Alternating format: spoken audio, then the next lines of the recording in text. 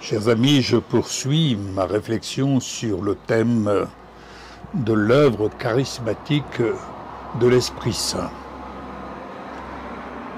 Dans le premier livre des Rois, au chapitre 17, nous allons suivre Élie, le Tchibite, serviteur du Dieu d'Israël, comme il se présente quand il dit « L'Éternel, le Dieu d'Israël, dont je suis le serviteur, est vivant ». Et je peux dire avec assurance, il est vivant. Jésus est ressuscité et l'œuvre charismatique du Saint-Esprit continue de se poursuivre aujourd'hui comme hier. Au verset 8, il nous est dit ceci. Alors la pensée de l'Éternel lui fut adressée. Tout cela se passe dans un temps de famine. Lève-toi, va à Sarepta, qui appartient au territoire de Sidon, et installe-toi là. J'y ai ordonné à une femme veuve de te nourrir. Retenez bien, j'y ai ordonné, c'est l'Éternel qui parle.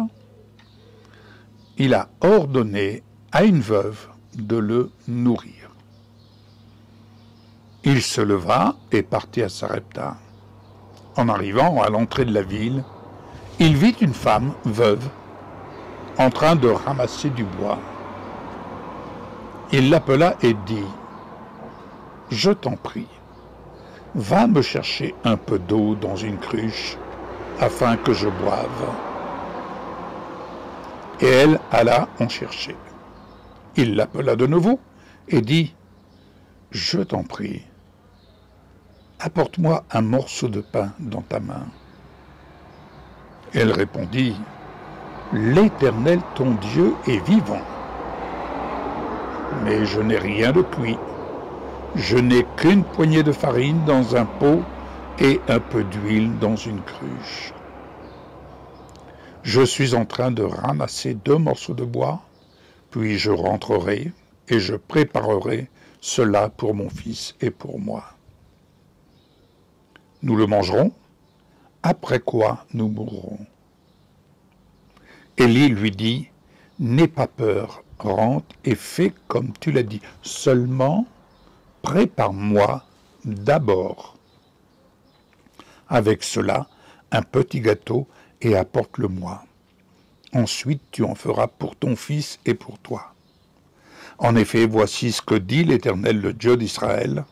La farine qui est dans le pot ne manquera pas, et l'huile qui est dans la cruche ne diminuera pas, jusqu'au jour où l'Éternel fera tomber de la pluie sur le pays. » Elle partit et se conforma à la parole d'Élie, et pendant longtemps, elle eut de quoi manger, ainsi que sa famille et Élie.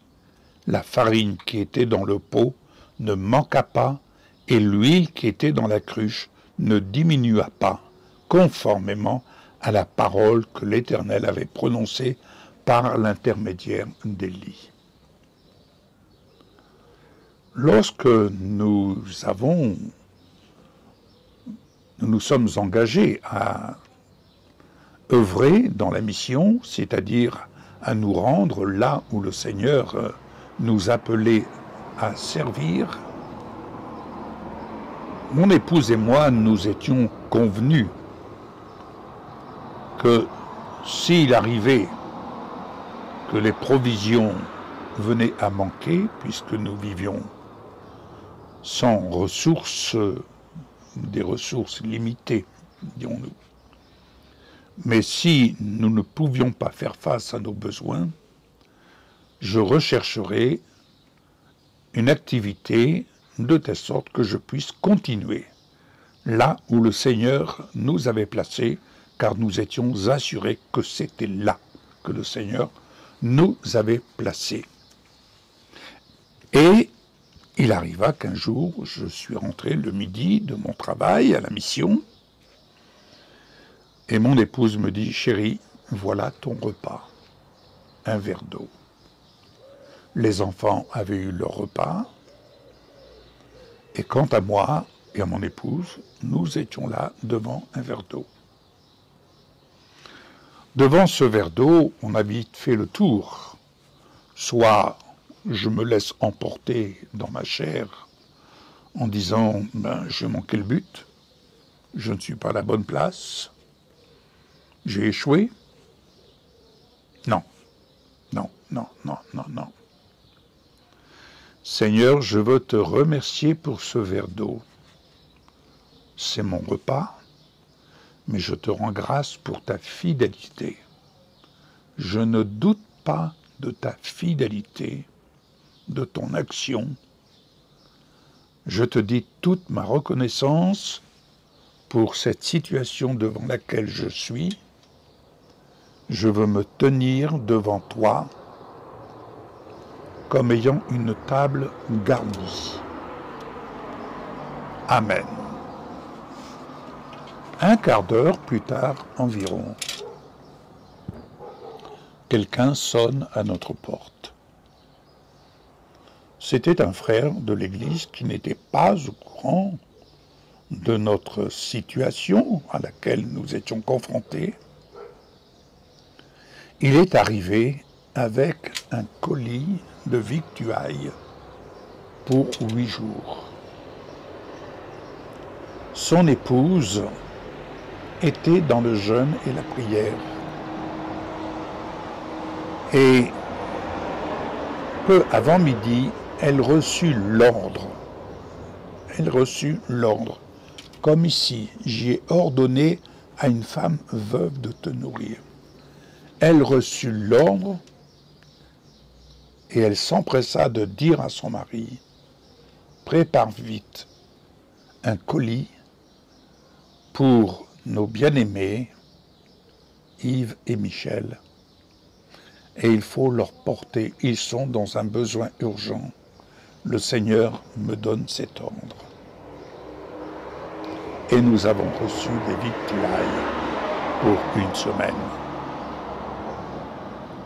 Bien-aimés, le Seigneur, dans son action charismatique, donne des instructions aux membres du corps de Christ afin que le corps de Christ s'édifie mutuellement.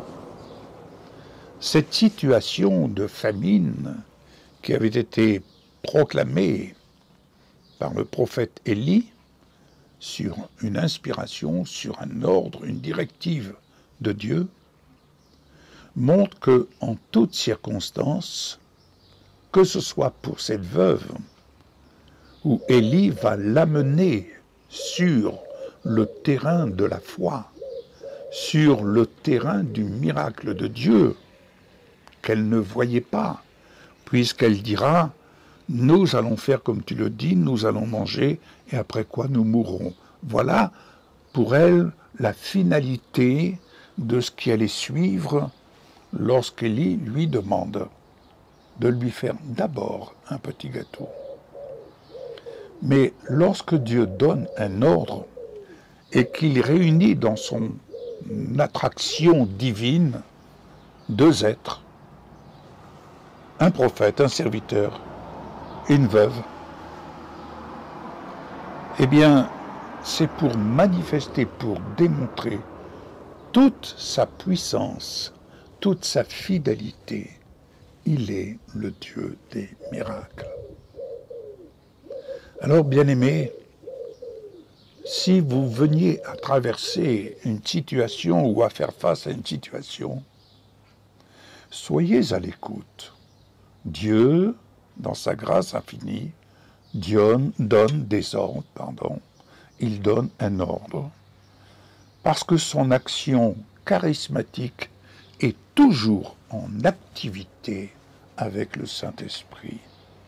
Oui, je pense que nous avons besoin, et je vous exhorte, je vous encourage, parce que l'activité charismatique du Saint-Esprit n'est pas à son terme, elle n'est pas terminée.